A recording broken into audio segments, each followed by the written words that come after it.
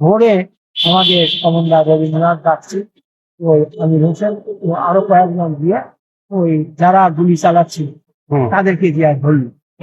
ধরে দেখা গেল যে 2 দিন রাজাকার সারা রাত ছিল, গুলি করেছে, তাদের কাছ থেকে অস্ত্র কেড়ে নিল। ৭১-এর গেরিলা।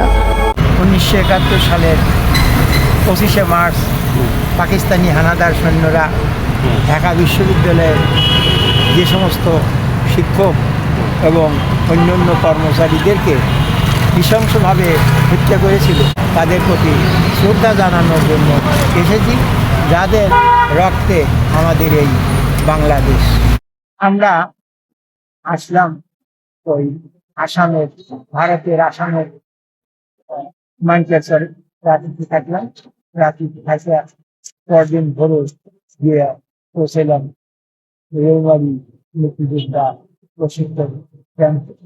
ওই রৌমারী প্রশিক্ষণ ক্যাম্পটি ছিল রংপুর জেলার কুড়িগ্রাম মহকুমার। ওখানে আমরা খাওয়া দাওয়া করলাম। তারপরে আমরা আমাদের রাস্তা হলো নৌপথ। নৌপথে আমরা সিরাজগঞ্জের চরে আসবো। সিরাজগঞ্জ চর দুর্বৃত্ত এলাকা, সেখানে পাকিস্তান হানাদারদের যাওয়ার কোনো সুযোগ নাই। সেই জন্য সিরাজগঞ্জ ওই চর ওই সময় হানাদার মুক্ত অঞ্চল ছিল। সেই হানাদার মুক্ত অঞ্চলে গিয়ে তারপরে আমরা বিভিন্ন অপারেশন করবো এই সিদ্ধান্ত নিয়ে যাওয়ার জন্য আমরা ওখানে এসে প্রস্তুতি নিই। রাত্রিতে রৌমারী মুক্তিযোদ্ধা প্রশিক্ষণ কেন্দ্র থেকে খাওয়া দাওয়া করে আমরা নৌকা পথে, আমার কমান্ডার স্যার নৌকা ভাড়া করলে সেই নৌকা পথে আমরা আসতে থাকতাম। এর মধ্যে বাহাদুরাবাদ ঘাট, আমরা ওই রৌমারী ক্যাম্প থেকে জানলাম যে বাহাদুরাবাদ ঘাট অত্যন্ত ঝুঁকিপূর্ণ এলাকা। ওখানে যে সমস্ত পাকিস্তানি সৈন্যরা আছে তারা ভীষণ নিষ্ঠুর। তারা রাত্রিতে গান পথ নিয়ে টহল দেয়, যদি কোনো কারণে তারা আমাদেরকে ধরতে পারে তাহলে সবাইকে হয়ে ফেলবে। আমরা দেখলাম যে আমরা যদি ওই পাকিস্তানি সৈন্যদের হাতে ধরা পড়ি তাহলে তারা আমাদেরকে হত্যা করবে। আমার কমান্ডার স্যার তখন সৈয়ালা নৌকা ছিল। আমার কমান্ডার স্যার বললেন, আপনারা সব পজিশন অবস্থায় থাকুন, যদি পাকিস্তানি সৈন্যরা ধরতে আসে তাহলে আমরা ধরা দেব না, আমরা তাদের সাথে যুদ্ধ করবো। এভাবে চলতে থাকলাম। রাতে 2টার দিকে আমরা ওই বাহাদুরাবাদ ঘাটের ঝুঁকিপূর্ণ এলাকা পার হতে থাকি। ঘাটের আমাদের নৌকোর উপরে এসে সার্চ লাইট করছিল ওই পাকিস্তানি সৈন্যদের, কিন্তু পাকিস্তানি সৈন্যরা ওই গানবোট নিয়ে আমাদেরকে ধরতে আসে নাই। ভগবানের কৃপায় আমরা ঝুঁকিপূর্ণ এলাকা অতিক্রম করে ওই এক জায়গাতে মাঝিরা নৌকা চাষের মধ্যে ঘিরে দিল। ভোর হয়ে গেল। সেই ভোরে আমরা চাষের মধ্যে সকালের বিভিন্ন পেঁয়াজি করলাম। এরপরে আমাদের সাথে ছিল চিড়ে দিয়ে আমরা সকালে আবার খেলাম। তারপরে আবার যাত্রা শুরু হইল। এই সমস্ত আমরা ওই নদী পথে আসছি, প্রত্যেকটা জায়গায় ওই সমস্ত এলাকা ছিল পাকিস্তানি সৈন্যদের দখলে। আমরা মাঝিরা জেনে শুনে আস্তে ধীরে নৌকা চালিয়ে ওই জগন্নাথগঞ্জের ঘাট সামনে দিয়ে, কাজীপুর থানার সামনে দিয়ে বিভিন্ন এলাকা দিয়ে আসতে থাকলো। ওই মাঝিরা নৌকাতেই খিচুড়ি বা কোনো কিছু সিদ্ধ দিয়ে আমাদেরকে ভাত রান্না করে দিত। সেই ভাত খেয়ে আমরা দিন কাটাতাম। এভাবে 4 দিন ভর আমরা আসলাম ওই সিরাজগঞ্জে চলে। সিরাজগঞ্জ চর ছিল পাকিস্তানি হানাদার মুক্ত এলাকা। আচ্ছা, এটা ওই চরটা ছিল টাঙ্গাইল জেলার চিঙ্গুলির চরের কাছে শুনলাম। আমরা থাকলাম ওই দিন থাকার পর পরের দিন আমরা আর হয়ে আসলাম বেলকুচি থানা, বেলকুচি সাভারখন্ডের মেনে আব্দুল মমিন তালুকদারের গ্রামের বাড়ি। আচ্ছা। আব্দুল মমিন তালুকদার তখন গ্রামে ছিলেন না, তার ভাই আব্দুল রশিদ তালুকদার আমাদেরকে সহযোগিতা করলেন, আমাদেরকে একটা খাওয়ার ব্যবস্থা করলেন। আমরা তো এক জায়গায় থাকিনি, বিভিন্ন দিন বিভিন্ন জায়গা থাকতাম। আমাদের কোনো রান্নার করার বাসন কোসন ছিল না।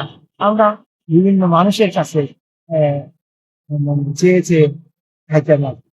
সবাই আমাদেরকে ওই শেল্টার দিতে বা আশ্রয় দিতে বা খাবার দিতে সাহসী ছিলেন। কেউ কেউ ভয় খাইতো, কারণ প্রত্যেকটা গ্রামে পিস কমিটির লোক বা রাজাকার বা স্বাধীনতা বিরোধী অন্য লোক ছিল। যাই হোক, আমরা ওই মমিন তালুকদারের বাড়ির আশেপাশে থাকলাম। তারপরে একদিন আমরা কমান্ডার স্যার রেখে করলেন, রেখে করে কমান্ডার স্যার প্রতিদিন আমাদেরকে পাসওয়ার্ড দিয়ে থাকে।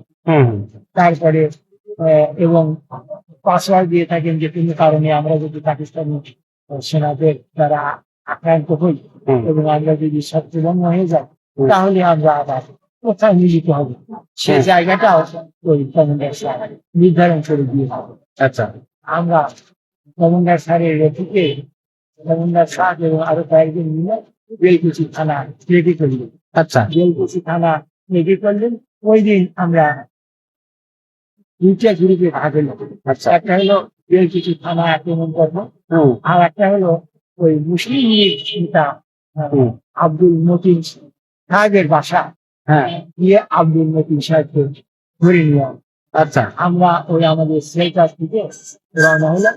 রাত্রি 12টার সময় এই আমাদের আক্রমণের সিদ্ধান্ত।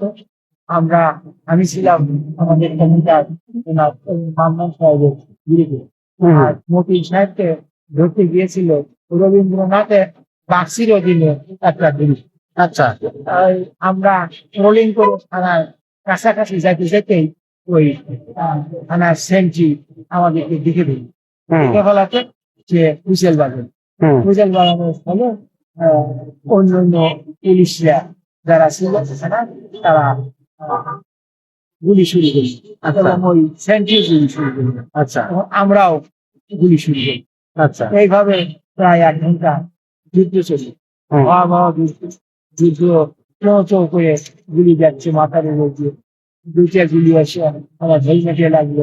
আচ্ছা। যাই হোক, পরবর্তীতে ওই থানার পিছন দিক দিয়ে রাস্তা ছিল, সেই রাস্তা দিয়ে থানার পুলিশরা ওই পাশেই যমুনা নদী, এই যমুনা নদীতে ছিল লঞ্চ, সেই লঞ্চে চড়ে তারা যমুনা নদীর মাঝখানে আমাদের রেঞ্জের বাইরে চলে গেল। তখন আমরা ওই যে গার্ড ছিল সে আমাদের কাছে সারেন্ডার করল। সারেন্ডার করলো, আমরা বিজয়ী পেলাম। আমাদের ওই মতিন সাহেবকে যে বাড়ি অপারেশন করতে গেছিল ওই গ্রুপটা ফিরে আসলো, মতিন সাহেবকে তারা ধরতে পারলাম। তা আমরা বিজয় উল্লাস করলাম। সব আশেপাশের লোকজন ওদের কাছে বাংলাদেশের পতাকা বানানো ছিল, ওরা সব উড়িয়ে দিল। কিছু সময় আমরা থাকলাম। ওই সেন্টিতে ছিল যারা, তাদেরকে আমরা ধরলাম, 2 জন রাজাকারকে ধরেছিল। আর ওই থানার ভিতরে ঢুকে থানার মালখানা সমস্ত অস্ত্র গোলাবাড়ি সব আমরা নিয়ে চলে আসলাম, নিয়ে আমরা চলে গেলাম গ্রামের ভিতরে। আচ্ছা। নিরাপত্তা বিশাল একটা অপারেশন। বিশাল অপারেশন। এরপরে পরদিনই একজন সদর থেকে অনেক মিলিটারি আসে, ওই বেলকুচি থানার আশেপাশে লোকজনকে ধরিয়া বিভিন্ন ভাবে অত্যাচার করছে। আচ্ছা। আমরা আবার পরে একদিন ওই সিরাজগঞ্জ সদরের কালিয়া হরিপুর রেলওয়ে স্টেশন এবং রেলওয়ে স্টেশনের মাঝখানে অ্যাম্বুশ খুলে। আচ্ছা। আমাদের গ্রুপের জনাব আব্দুল হামিদ তালুকদার উনি রেখে করে আমাদেরকে বললেন যে এখানে ওই মেধাবীরা অস্ত্র শস্ত্র নিয়ে ঈশ্বর থেকে ট্রেন লেগে ফিরে জন্য আমরা অ্যাম্বুশ করি। আমার কমান্ডার সাহেব রেল লাইনে যায় মাইন পুঁতে রেখে আসে যে ওই আর্মি বাহিনী ট্রেন আসলে মাইন দিয়ে উড়িয়ে দেবো। হুম হুম ওই কয়েকজন পাহারা দিচ্ছিল, কয়েকজন রাজাকার মালয়েশিয়া হুম পাহারা দিচ্ছিল স্টেশনে। হুম ওই আপনার স্টেশনে পাহারা সময় ওদের পায়ে বা যে আমাদের মাইনের তারটা বিচ্ছিন্ন হয়, আচ্ছা বিচ্ছিন্ন হয়ে যায়। বিচ্ছিন্ন হওয়ার কি হয়েছে আবার ওই পাকিস্তান সৈন্যবাহী ট্রেন আসলো। হুম ওই ট্রেনের স্টেশনে আসার সাথে সাথে ওরা সিগন্যাল দিয়ে ওই ট্রেন দাঁড় করা দিল। তারাও অস্ত্র তাক করে মানে ওই স্টেশন নেমে দিল। হুম বলে এরা টর্চ লাইট দিয়ে দিয়ে আমাদেরকে খোঁজা শুরু করলো। দেখতে থাকি, হুম দেখতে থাকলো এবং উর্দুতে বকাবকি করতে থাকি। কিন্তু ওদের সংখ্যা অনেক হওয়ায় আমাদের কমান্ডার স্যার আর যুদ্ধ করার মতো সিদ্ধান্ত নিলেন না। তিনি কমান্ড করলেন। আমরা পিছিয়ে এসে পরবর্তীতে কমান্ডার স্যারের গ্রামের বাড়ি তামাইতে আসলাম। আচ্ছা আচ্ছা তামাইতে আসার পরে তামাইতে আমরা খাওয়া দাওয়া করলাম। খাওয়া দাওয়া করে আমরা কমান্ডার সাহেবের সাথে করে নিয়ে আমরা রাত্রিতে পায়ে হেঁটে আসলাম কল্যাণপুর নামক স্থানে। আচ্ছা কল্যাণপুর নামক স্থানে আমরা সকালবেলা কিছু প্যারেড করলাম আর্মিদের মতো। ওই গ্রামের কিছু নেত্রী স্থানীয় লোক বিভিন্ন বাড়ি থেকে খাবার দাবার নিয়ে এসে আমাদেরকে হয়। এর মধ্যে আবার ওই হয়তো বা ওই গ্রামের দুজন লোক ওই বেল কিছু থানায় গিয়ে সংবাদ দিচ্ছে যে মুক্তিবাহিনী আসছে। ওরা আমাদেরকে হয়তো ধরার জন্য আসছে। হুম ওরা যখন ওই আমাদেরকে ধরার জন্য গৌরা গ্রামের ভিতর দিয়ে আসতে থাকে, হুম আমরা আমাদের ওই যেখানে অবস্থান নিতাম আমরা পর্যায়ক্রমিক ভাবে ডিউটি করতাম। এক এক সময় এক একজন ডিউটি করতাম। হুম হ্যাঁ, 10টার দিকে রতন কুমার দাস নামে একজনের ডিউটি ছিল।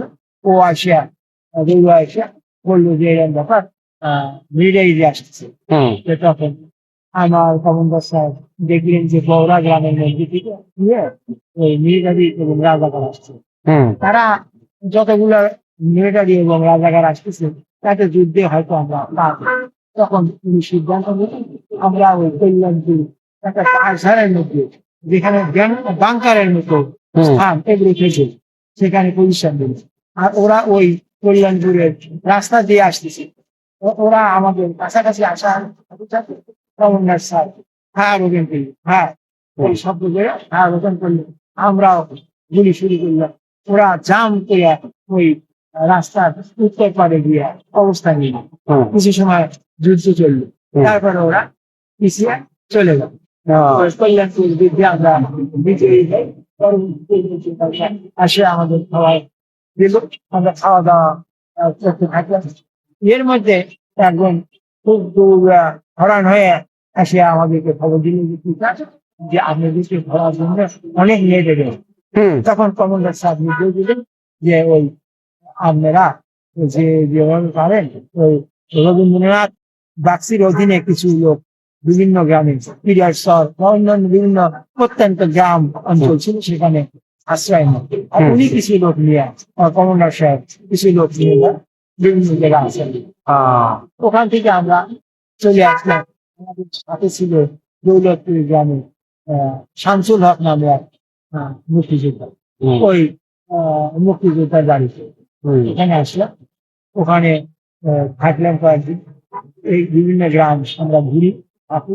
আর এটা কি করি কোথায় কোন রাজাকার ক্যাম্প আক্রমণ করা যায়, কোন মিলিটারি ক্যাম্প আক্রমণ করা যায়, এইভাবে থাকতে থাকতে আমরা ওই 13ই ডিসেম্বর ওই দিন আমরা শহীদপুর গ্রামে চারা চক্রবর্তীর বাড়ি, আহরাজির বাড়ি, বিভিন্ন বাড়িতে আমরা ভাগ ভাড়া অবস্থান নিই। আচ্ছা ওই 13ই ডিসেম্বর আপনার দুপুরের দিকে কতগুলো লোক আসে মালিপাড়া থেকে আসে আমাদেরকে বললো যে পাকিস্তানি সৈন্যরা ওই টাঙ্গাইলের যুদ্ধে পরাজিত হয়ে ওরা ওই মালিপাড়া রাজাকার ক্যাম্পে এসেছে। ওখান থেকে কতগুলা 2জন রাজাকারকে রাস্তা চেনানোর জন্য সাথে নিয়ে ওরা ওই অফ দা বাঘ ধরিয়া বেড়ার দিকে যাচ্ছে। তখন আমরা ছিলাম তখন রবীন্দ্রনাথের অধীনে। অধীনে। আমরা তখন ওই তাদেরকে কিছু কিছু জায়গায় থাকতাম গোপনে গেলে। রবীন্দ্রনাথ বললেন যে আমরা আগে কিছু বলবো না, যদি তারা আমাদের লোকদের আর কোনো ক্ষতি না করে তাহলে আমরা কোনো যুদ্ধে যাবো না। তারা পরাজিত হয়ে পালা যাচ্ছে তা। কিন্তু ওই ভিতপুর নামক স্থানে গিয়ে ওরা আমাদের দিকে অস্ত্র চাপ ছেড়ে দিল, আমাদেরকে দিকে দিল। তখন আমরা ওই অবদাবাদের মুসলিম দিকে পজিশন দিলাম। ওরা গুলি শুরু করলো, আমরা গুলি শুরু করলো। গুলি করতে করতে এই ধরেন সন্ধ্যা নাগাদ আধা ঘন্টা উভয় পক্ষ গোলাগুলি শুরু করলো। ভীষণ গোলাগুলি, জিতপুর যুদ্ধ। ভিতপুর যুদ্ধ, হ্যাঁ, ভীষণ গোলাগুলি। পাকিস্তানি সৈন্যদের সাথে যুদ্ধ করা ভিতরে অনেক ভয়, আমরা গুলি চালিয়ে যাচ্ছি, কারণ এখান থেকে তো ফেরার পথ না, পথ নাই। ফিরলে আমাদেরকে ওরা ধরে বেড়ে ফেলবে। হয় জয় না হয় ক্ষয়। তারপরে আমাদের এই গুলির শব্দে বেড়া থেকে এস.এম. আমির হোসেনের গ্রুপ, আপনার উল্টোগ্রাম থেকে আব্দুল হায়ের গ্রুপ, তারপরে সিরাজুল ইসলামের গ্রুপ, বিভিন্ন গ্রুপ আমাদেরকে সহযোগিতা করার জন্য এগিয়ে আসে। আসার পরে এইভাবে যুদ্ধ প্রায় 1 ঘন্টার অধিক চলবে। চলতে চলতে ওরা রাত্রি 12টার দিকে পাকিস্তানি সৈন্যরা অবদা বাঁধ ধরে পালিয়ে গেছে। ওই আর পরে আর গুলি আসছে না, আমরাও আর গুলি করা করছি, যেতে গুলি আসছে না। মাঝে মাঝে দিয়ে একটা গুলি আসছে, আমরা মাঝে মাঝে দিয়ে একটা গুলি করছি, যে ওরা জানে যে আমরা আছি। ওরা সারা রাত্রি না খেয়ে ওই বাঁধের ওখানে অবস্থান নিয়েছিল। আচ্ছা আচ্ছা। ভোরে আমাদের কমান্ডার রবীন্দ্রনাথ ডাকছি, ওই আমির হোসেন ও আরো কয়েকজন দিয়ে ওই যারা গুলি চালাচ্ছিল তাদেরকে দিয়ে ধরল। ধরে দেখা গেল যে 2 দিন লাগাতার সারা রাত্রি গুলি করেছে। তাদের কাছ থেকে অস্ত্র কেড়ে নিল, তারা স্যালেন্ডার করলো। স্যালেন্ডার করার পরে তাদের কাছ থেকে তথ্য পাওয়া গেল যে পাকিস্তানি সৈন্যরা রাত্রি 12টার দিকে এই অবদা বাঁধ ধরে বেড়া নদী পার হয়ে চলে গেছে, যাওয়ার জন্য চলে গেছে। পরবর্তীতে আমরা খোঁজ করলাম যে তারা ওই বেড়া নদীতে ছিল বেড়াখোলা হলদারদের নদী, এই সমস্ত নৌকা এবং নৌকা, এই সমস্ত নৌকা তারা বেড়া নদী পার হয়ে নগর বাড়ির দিকে চলে গেছে। ওই যুদ্ধ ছিল ভীষণ ভয়াবহ যুদ্ধ। এই যুদ্ধে আমাদের পক্ষে 2 জন গুরুতর ভাবে আহত এবং পরবর্তীতে এই 2 জনই শহীদ হন। এবং আমাদের পক্ষে বেশ কয়েকজন মুক্তিযোদ্ধা। এবং ওই যুদ্ধের সময় মৃত্যুর ওই অবদা বাদে 2 জন পথচারী গুলি লেগে মারা গিয়ে পড়েছিল। এইভাবে আমরা 14ই ডিসেম্বর আসলো, 14ই ডিসেম্বর আমরা বিজয়ী হই, স্বাধীন হয়ে গেল। 14ই ডিসেম্বর বিজয়ী হয়ে আমরা জামিতিয়া নামক হাই স্কুলে ক্যাম্প করে বসি। আচ্ছা। তারপরে খবর পেলাম যে এইদিকে হানাদার মৃত্যু হয়ে গেছে 14 তারিখে। 14 ডিসেম্বর শাহজাদপুর হানাদার, 16 ডিসেম্বর পাকিস্তানি সৈন্যরা জাতীয়ভাবে 93,000 এর অধিক পাকিস্তানি সৈন্যদের পক্ষে আমি নিয়াজি আমাদের যৌথ বাহিনীর কাছে আত্মসমর্পণ করলো, আমাদের বিজয় ধন্যবাদ। Thanks for watching. Please subscribe our channel Ekatturer Guerrilla. Please subscribe 71 এর গেলা। প্লিজ